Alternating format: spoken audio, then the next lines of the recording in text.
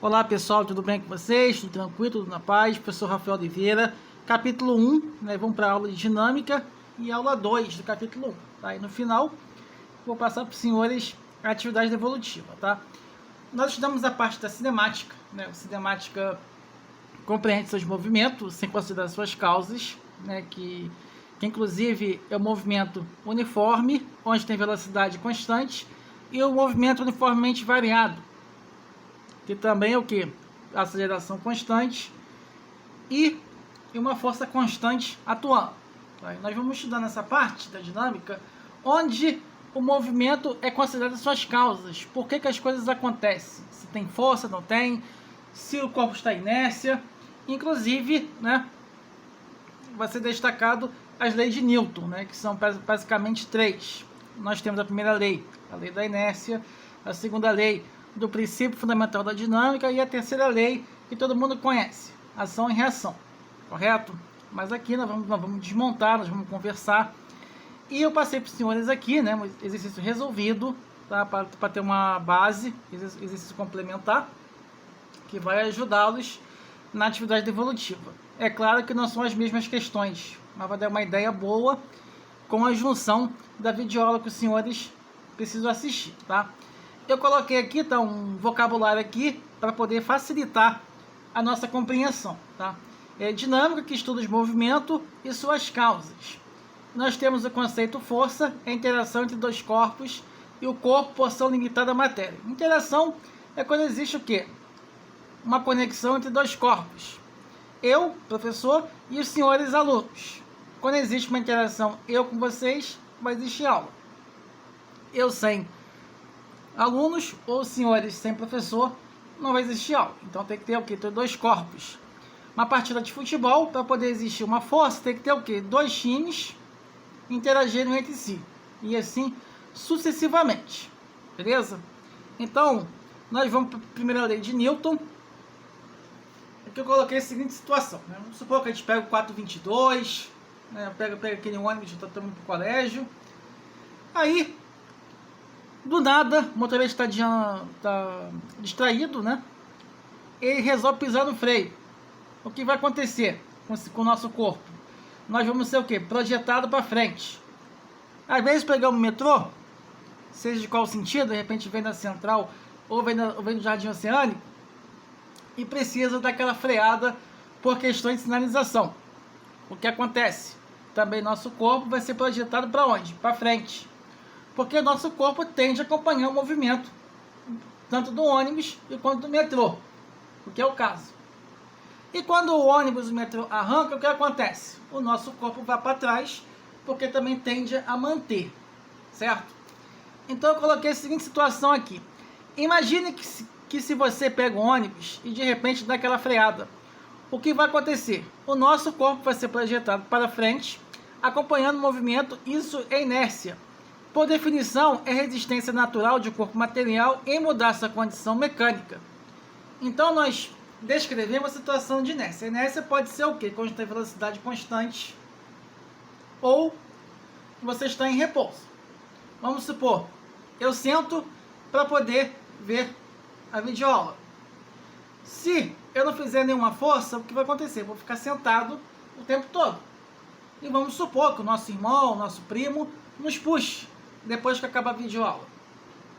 Nós vamos ter o quê? Uma força externa atuando. Então, quando existiu essa força externa atuando, o corpo deixou de estar em inércia. Então, se você está andando ou você está em repouso, porque em física não existe o chamado parado, nós dizemos que o corpo está o quê? Inércia. Inércia descreve a primeira lei de Newton, correto? Então, eu coloquei um resumo aqui para poder afirmar quando o corpo está em inércia. Quando o corpo está em repouso ou movimento uniforme, significa o quê? Constante, tá? Uniforme em física, tudo que nós estudamos, uniforme significa constante. Dizemos que está em inércia. Para o corpo estar em inércia, devemos analisar a ausência de forças, tá? Que não existe forças, porque a aceleração é nula, tá? Está em repouso, não se move em relação ao tempo, a velocidade é constante, tá? Ela não muda, ela permanece o tempo todo igual. e a aceleração desse corpo também é nula, tá? Então, isso é inércia. Eu tenho que ter uma descrição, certo? Ah, professor, eu estou andando, né, pelo aterro do Flamengo, certo? Numa velocidade constante, no meu ritmo, andando. Aí, de repente, né, eu piso num buraco. O que acontece? Eu vou continuar em inércia? Não, porque essa velocidade já deixou de ser constante. Mas antes, quando você estava trafegando pelo aterro, você estava em inércia, porque essa velocidade está constante. Inerte não significa estar em repouso, mas também com velocidade constante. Repouso e velocidade constante, beleza? Não vai existir força, porque a minha aceleração é o quê? É nula. Porque se você tem aceleração maior, a tua força também vai o quê? Ela vai aumentar, beleza? E nós temos a segunda lei da dinâmica, tá? Que é uma força F medida em newtons, tá? A unidade de força é newton. Quando interage com uma massa M, uma massa qualquer, produz uma aceleração A. Então, por definição, né, podemos definir que força é F, que eu chamo de força, medida em newton, M é massa em quilograma, A é aceleração metro por segundo ao quadrado, correto? Então, a minha massa sempre vai ser constante. O que vai decrescer ou decrescer vai ser o que? A minha aceleração, tá? A força também é uma grandeza vetorial. Ela pode ser uma força com direção vertical ou horizontal. Pode ter uma direção, né, no caso, um sentido, tá? Ser da esquerda para a direita, da direita para a esquerda, de cima para baixo ou de baixo para cima, certo? E tem uma intensidade, se é uma força pequena, uma força grande, correto? Então, equacionalmente, o que? A minha força é o que? Massa vezes aceleração, tranquilo? E a minha massa sempre vai ser o que? Uma constante. Vai ter 20 quilos, tá? Mas esse 20 quilos não vai depender para que exista o que? Um tamanho de uma força, tá? O que vai depender para você ter o tamanho da força, ou seja, o módulo, vai ser justamente quem? A minha aceleração, que é o agente responsável pela variação da velocidade, seja para mais ou para menos, beleza? E nós temos o bloco aqui, né? Está na superfície. Isso aqui é uma força F, correto? Isso aqui é uma força F, esse vetor aqui, tá?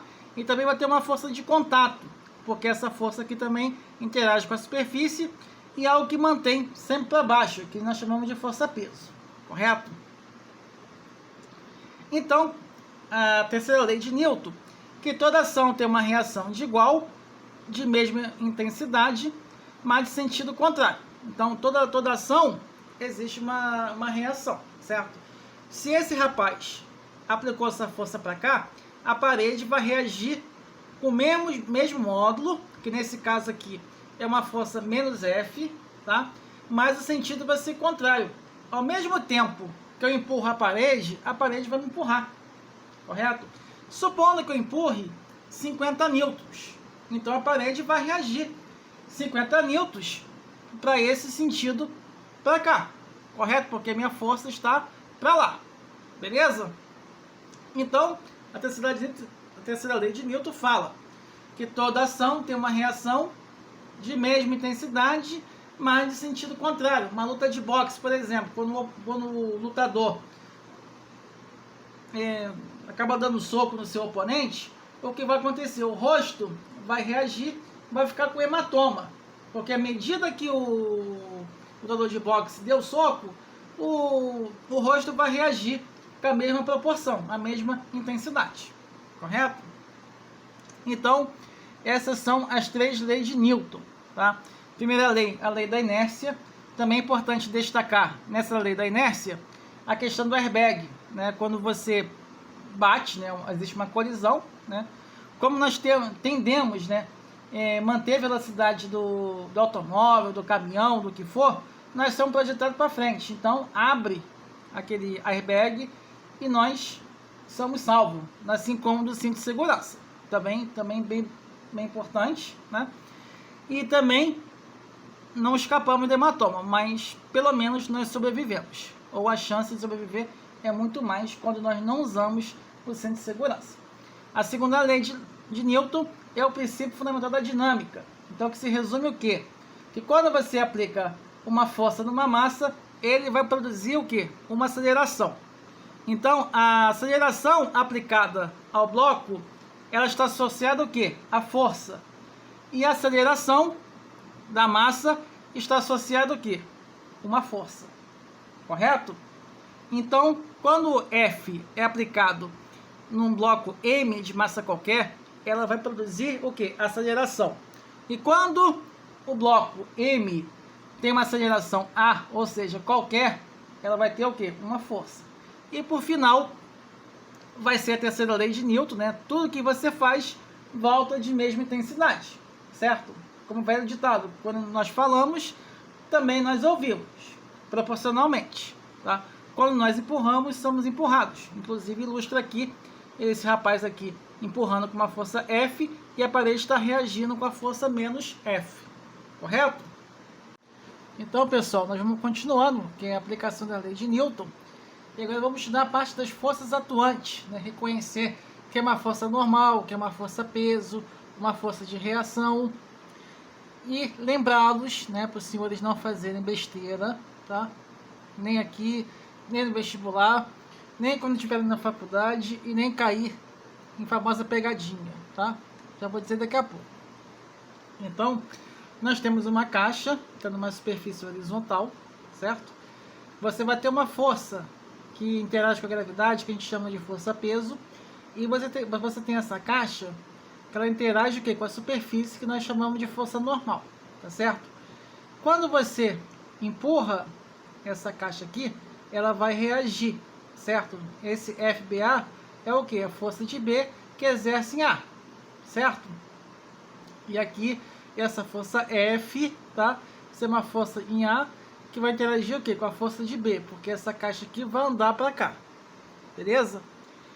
E que fique bem claro é o seguinte: a normal e a força-peso jamais e nunca serão um par de ação e reação, ok? A força normal ela é responsável pelo contato entre caixa e superfície, tá? E a força-peso vai ser justamente de interação com a gravidade, tá? Essas aqui são as forças paralelas atuando, tranquilo? Então, né, nós vemos o seguinte, eu fiz algumas definições aqui, tá?